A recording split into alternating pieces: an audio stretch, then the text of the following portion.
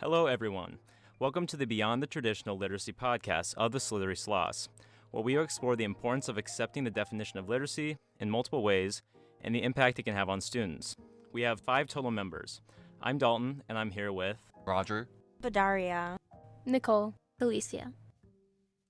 I'm the main host here, and today we're going to delve into the importance of using diverse methods and concepts to teach literacy and how this approach can benefit our students in ways that go beyond the standard curriculum.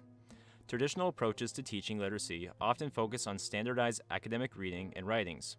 However, we know that students learn in different ways, and that a one-size-fits-all approach is not effective for everyone.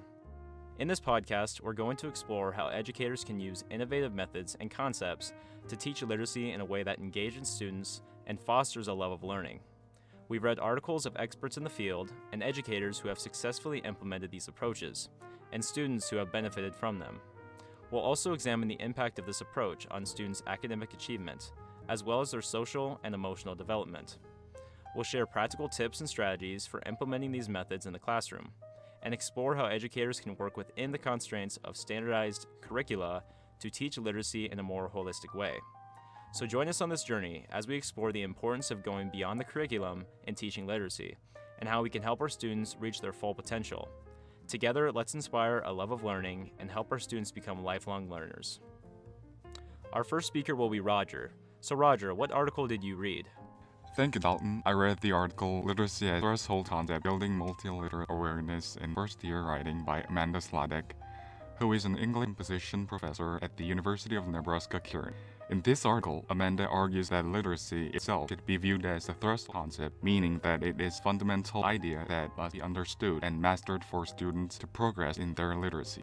She thinks that by emphasizing contextual literacy and multiliterate awareness, which are the ability to understand various situations, and by using multiple forms of literacy, students will be better prepared for the demands of academic, professional writing, and exploration of various fields. Therefore, she recommends that instructors teach students by incorporating a variety of literacy practices, including reading and writing in print and digital text, using visual literacy, and analyzing multimodal text.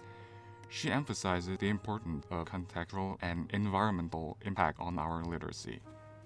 Our next speaker is Badaria. What article did you read?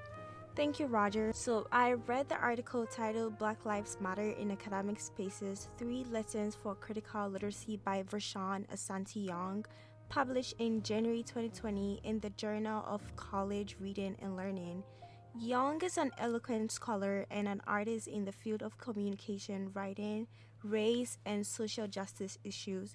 He is well known for his incessant advocacy of code mention in educational spaces and is currently a professor at the University of Waterloo, Canada, in the Department of Drama and Speech Communication. The article delves into the investigations and performances of Black Lives Matter movement and how they integrate their culture into academic literacies. Its purpose is to promote code mention, and code mention I mean using 2 or more dialects, discourses, or languages in one speech or writing art in liberal environments, and to highlight measures that educators or individuals can take to help Black people navigate and break down walls to promote equality and inclusion in educational spaces. Young emphasizes that we, the audience, should be very much aware of our actions and behaviors towards people of color and adopt conventions to promote inclusivity and fairness in these spaces. He also establishes that Black rhetoric meets and even surpasses the standard English language form through the analysis of other Black writers and scholars. Overall, he advocates for supporting non-native English speakers to integrate their language into various aspects of our lives and to view it as a powerful tool rather than a hindrance that leads to failure. What about you, Nicole? What did you read? I read the article When the First Voice You Hear Is Not Your Own by Jacqueline Jones Royster. Published in 1996, Royster was a former dean and English professor at Georgia Tech Ivan Allen School of Liberal Arts. She is an author and co-author of 4 books and shares close ties with the College Composition and Communication Journal, which her article was published in. In her essay, she recalls 3 stories from her life, which shows the dangers of subjectivity and the importance of having a voice. In Scene 1, Royster recalls how she has been in many positions where she, or her ethnic group have been the subject of conversation or debate, and she was expected to remain silent and without any opinions of her own. A quote from the article which I think really captures her rhetoric is, "When the subject matter is me, and the voice is not mine, my sense of order and rightness is disrupted." Then the article transitions into scene 2, and from this she starts speaking out and using her voice, only to find that there are still people that hear but don't listen. And not only that, but they are surprised that she had anything to say at all. She describes it as a society having a habit of expecting nothing of value from its others. This leads us to the final scene. As a teacher herself, Royster knows that the only way to really move across these societal boundaries is to teach it, which is what her article is about, urging fellow teachers to hear and see this need of having a voice and to change their practices, to learn how to communicate and engage in all different perspectives that make up our society. Next up, we have Alicia. Tell us about your article. Thanks, Nicole. I was asked to review Encouraging Languages Other Than English in First-Year Writing Courses, Experiences from Linguistically Diverse Writers by Alyssa G. Canvonos, and published by the University of Massachusetts, Boston in the spring of 2019. My article focuses on expanding and encouraging people to connect with their culture's language and writing to educate themselves on the importance of that. The author is a college writing educator at a Hispanic-serving institution, and she talks about her experiences of being discriminated against. From the beginning, even when she was unaware because of her age, she was shunned for including her native languages or other languages that was not English. She uses examples and uses reliable sources to give statistics and goes through the impact of these first-year classes. She also gets the opinions from a lot of other people to show that this is a shared experience. We see that we should not shun differences and know that it helps people to get a connection when they open up to other languages and cultures. I read the article Creating Mindful Readers in First-Year Composition Courses, A Strategy to Facilitate Transfer, by Ellen C. Carrillo. She is an associate professor in the English department at the University of Connecticut, as well as being the writing program coordinator at its Waterbury campus. In this article, Carrillo argues that educators in the field of English should prioritize mindful reading in their curriculum. She defines mindful reading as a framework for teaching the range of ways of reading that are currently valued in our field, so that students can create knowledge about reading and about themselves as readers, knowledge that they can bring with them into other courses.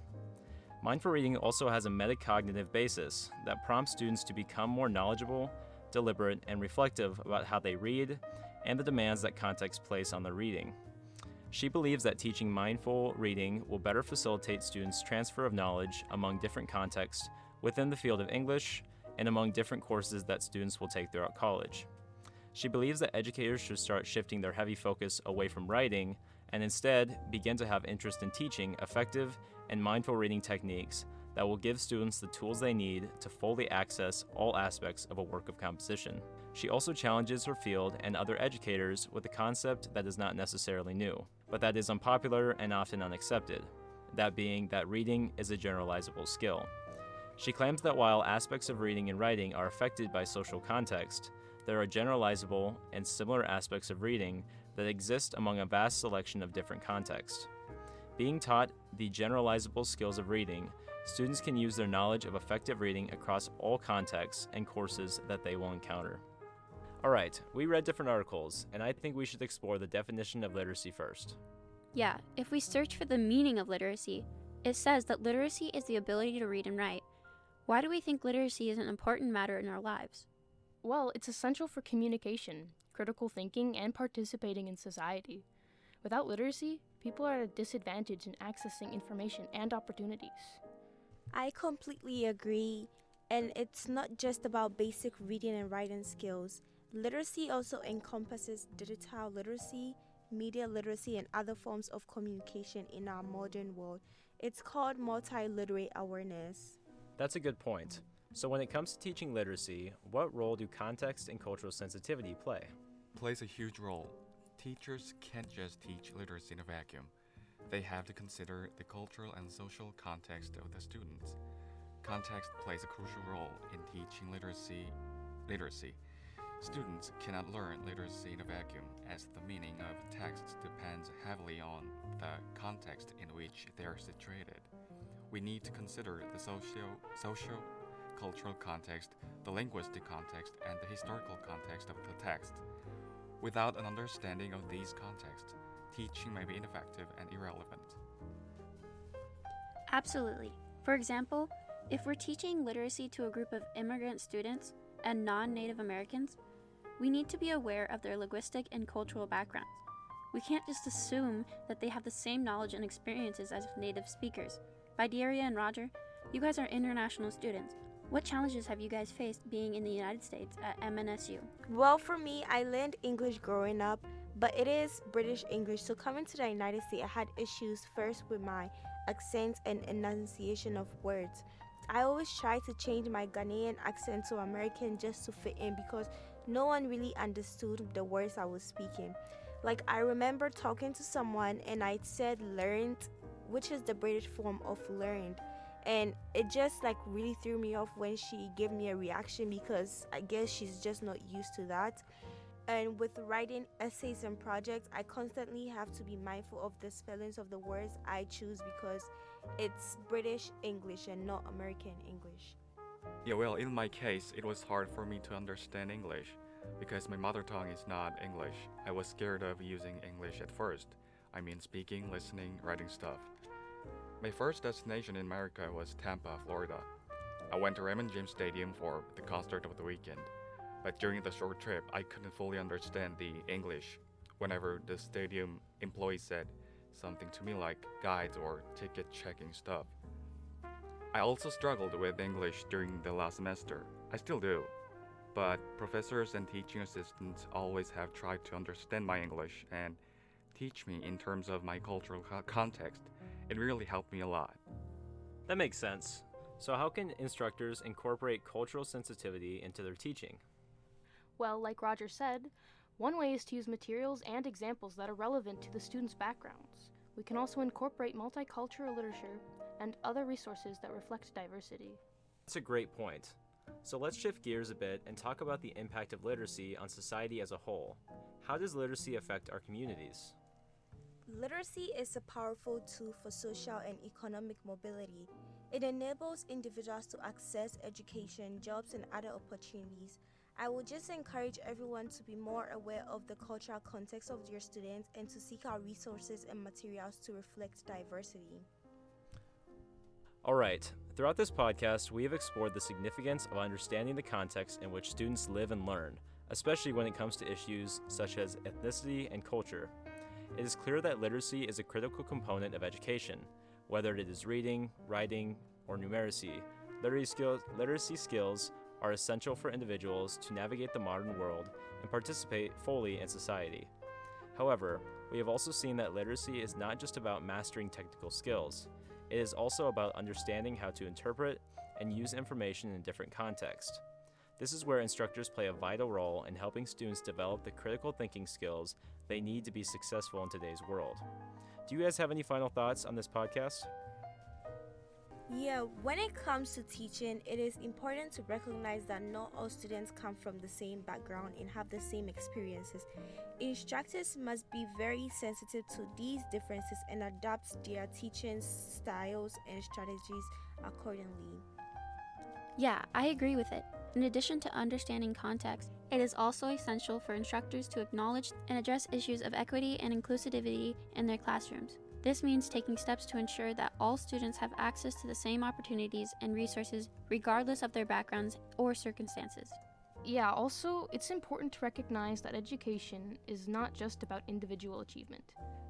It's also about creating a more just and equitable society. By providing all students with the skills and knowledge they need to succeed, we can build a stronger and more prosperous future for us all. In conclusion, literacy, context, teaching, and education are all essential components of a successful and equitable society. By working together to ensure that all students have access to high-quality education, we can create a brighter future for ourselves and for generations to come. Thank you for listening.